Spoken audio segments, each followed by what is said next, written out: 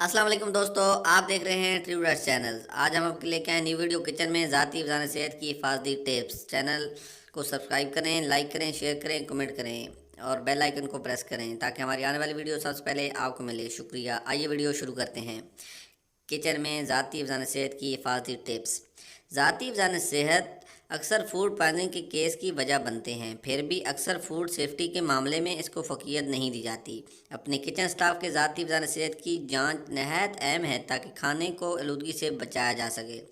आइए पहले जानते हैं कि आपके स्टाफ को क्या पहनना चाहिए। सबसे पहले यूनिफॉर्म। रोज़ाना साफ़ यूनिफॉर्म पहने और सिर्फ काम की जगह पर पहने।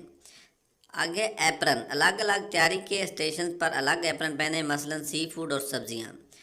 दस्ताने। कच्चे और पके हुए खाने को हाथ लगाते वक्त डिस्पोजल दस्ताने पहने और इन्हें बाकायदगी से तब्दील करते रहें।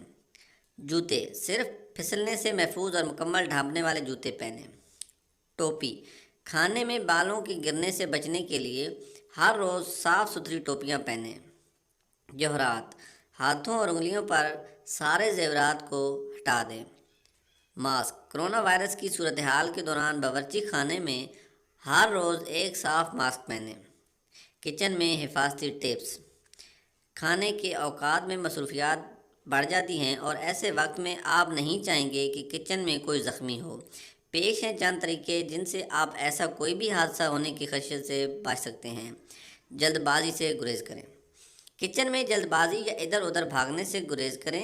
जब अपने डाइनर को वक्त का ख्याल रखते हुए सर्व करना हो तो पुरसकून रहने से आप जल्दी इस काम को अंजाम दे सकते हैं और गैर ज़रूरी असास से भी बच सकते हैं।